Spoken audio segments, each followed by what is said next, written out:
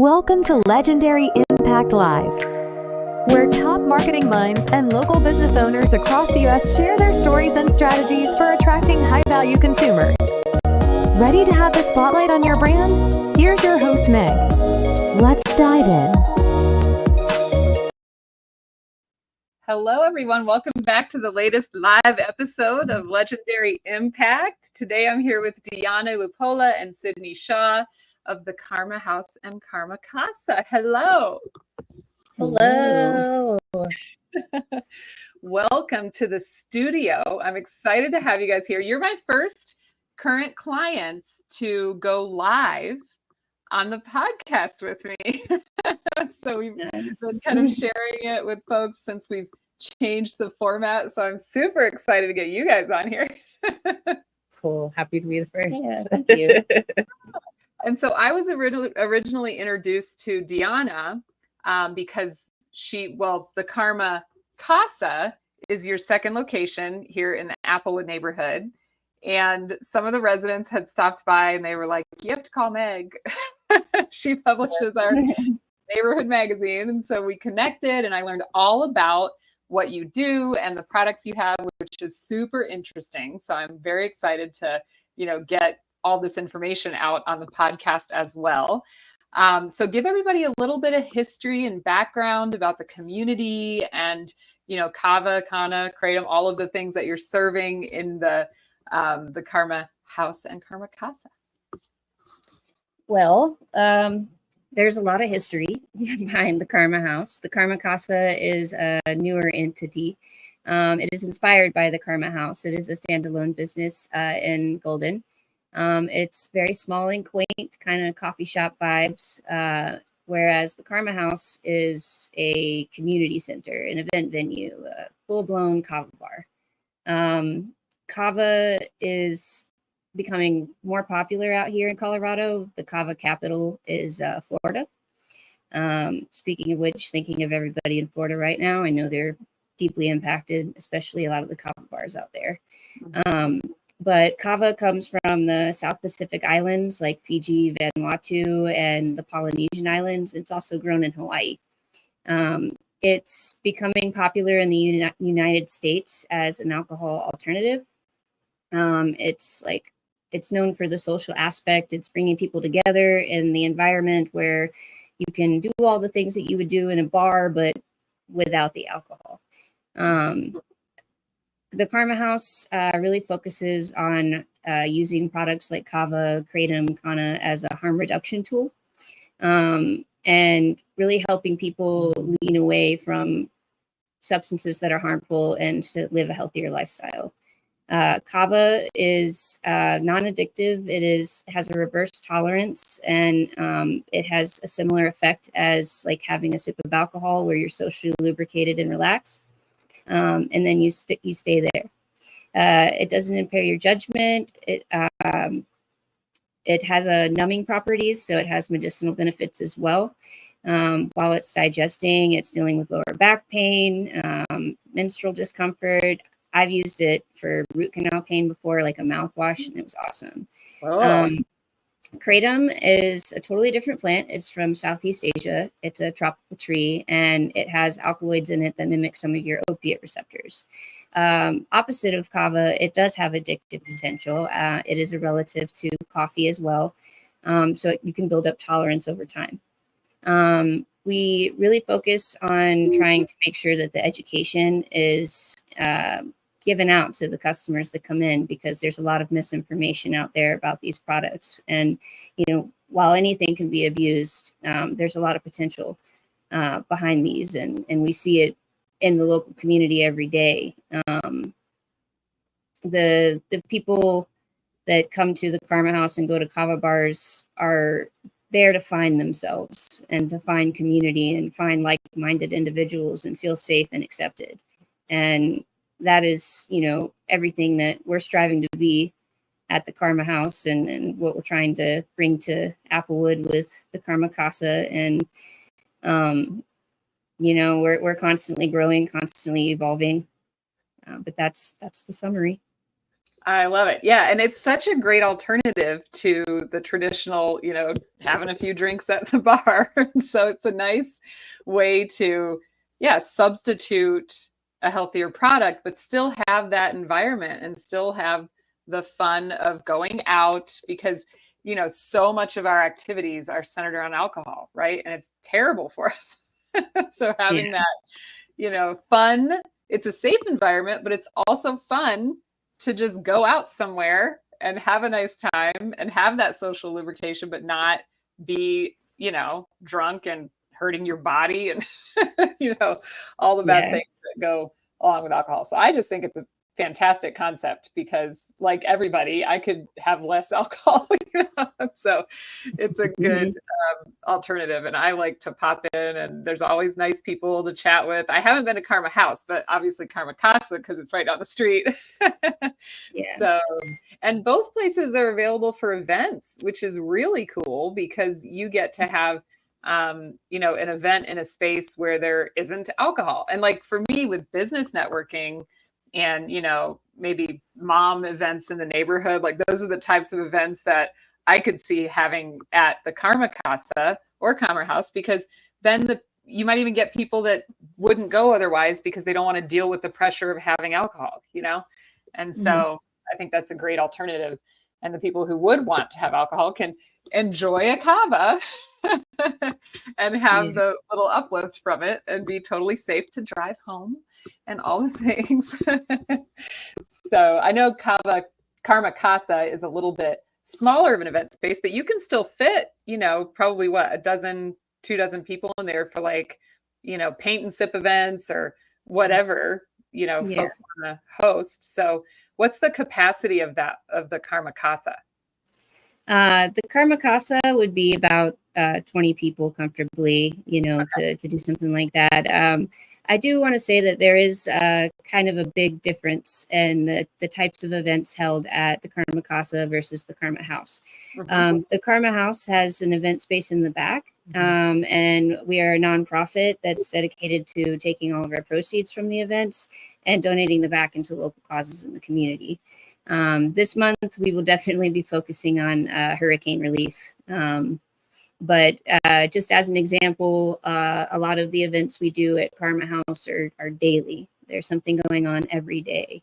And I would love to give Sidney the opportunity to share more about our events when the time comes. But the gist of it is that we're really focused on having something at Karma House there every day that we can have a way to have something for people to do, like everybody, something for everyone to do.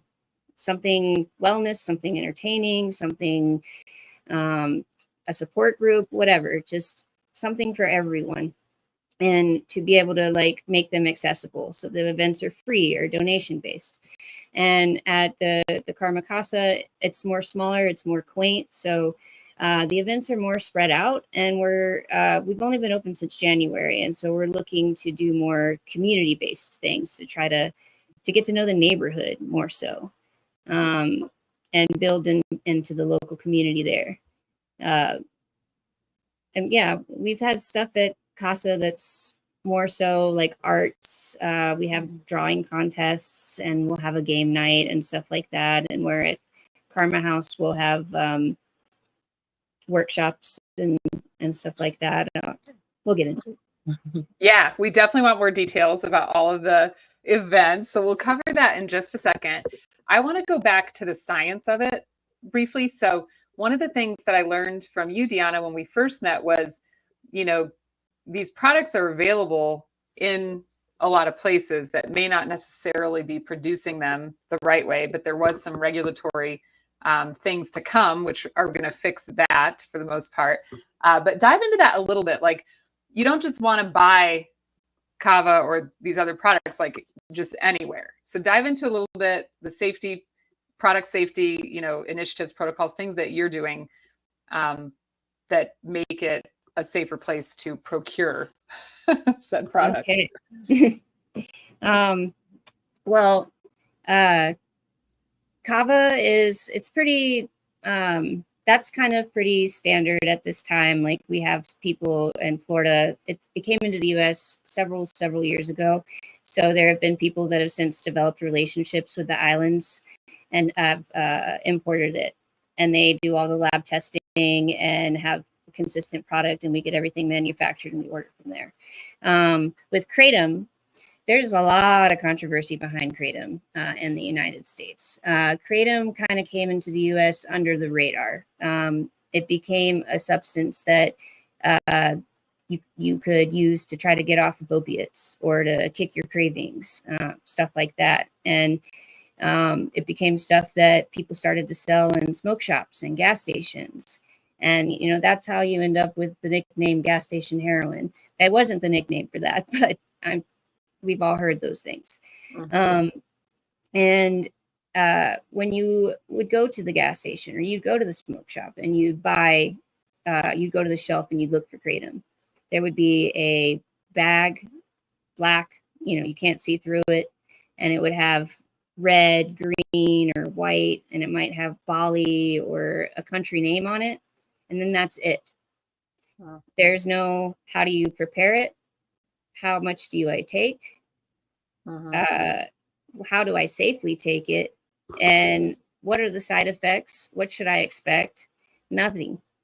So that's how it came into the U.S. It came in without any regulation, any education. And so since then, a lot of people like the American Kratom Association and Kava bars have been working to try to educate and set the record straight and make sure that people do know that, yes, this is an addictive substance, but if taken properly, it can be an amazing harm reduction tool.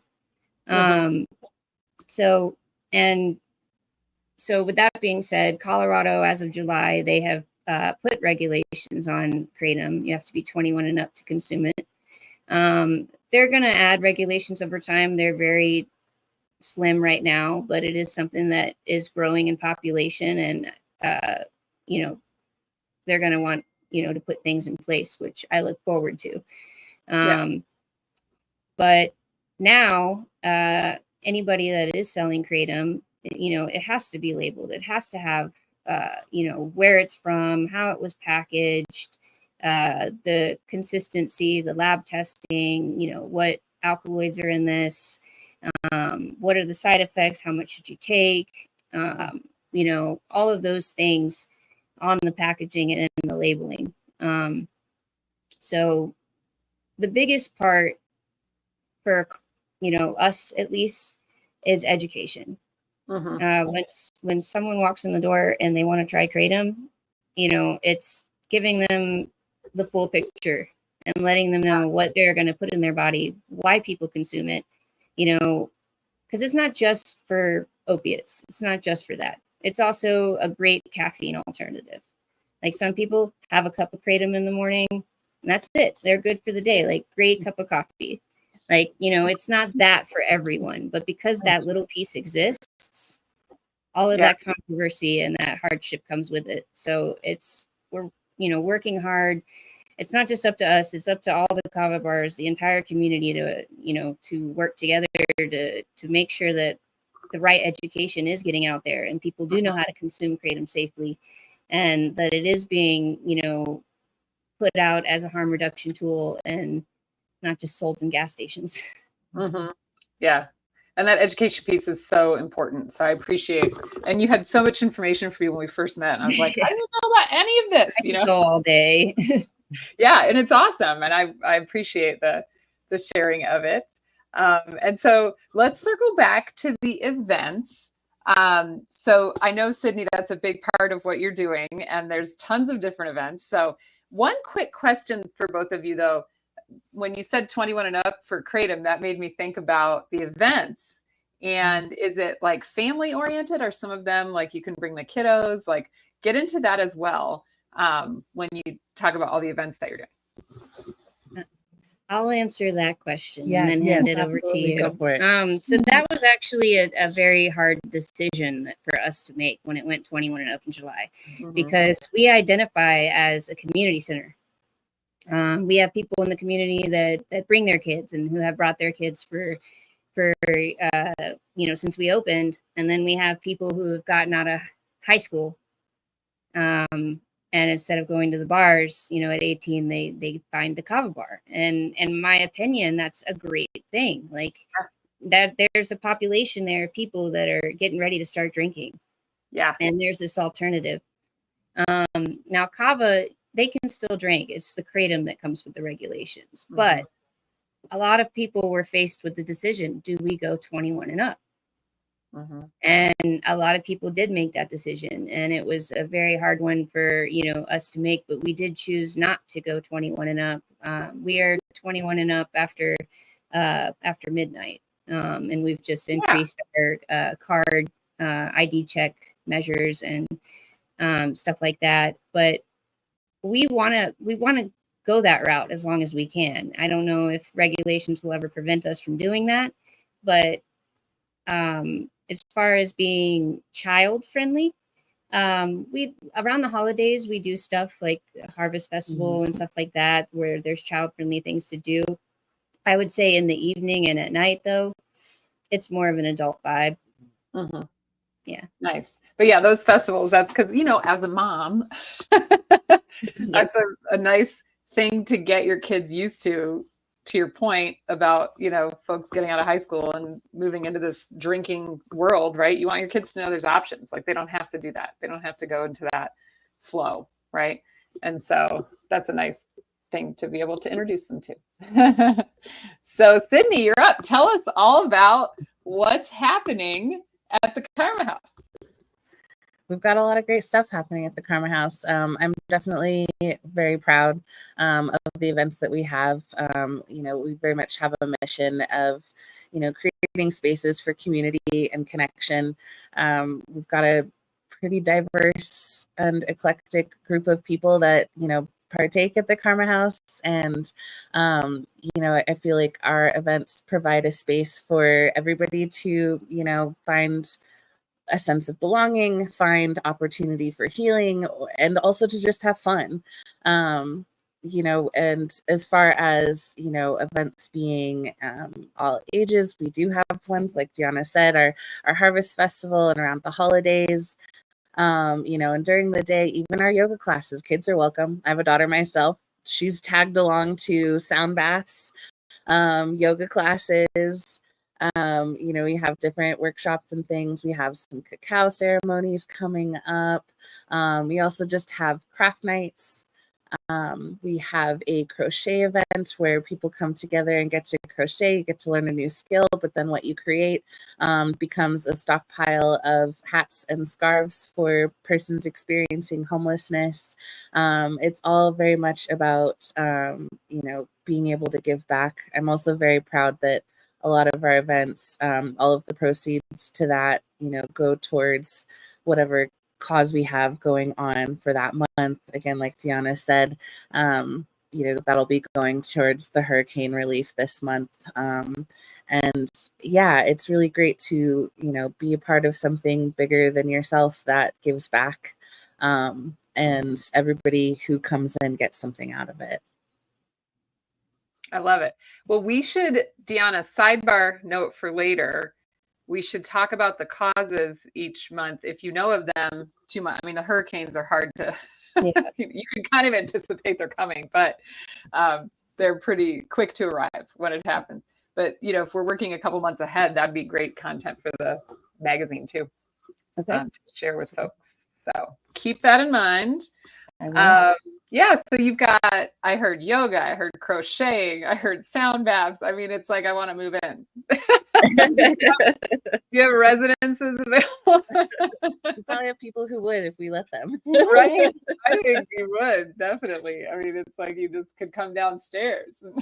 Exactly. In the midst of it. So that's fantastic. Those are a lot of great, opportunities for people to have wellness experiences. And then you're also offering a venue for those practitioners, which is fantastic because they don't all have their own space, right? That's a big expense. And so for those solo practitioners, that's pretty fantastic. And you also at night, you have music and kind of the nightlife. Talk about that a little bit. Yeah, we have DJs that come in. We're talking about having a was it 90s, early 2000s dance party, dance off kind of thing. We have, yep, good times.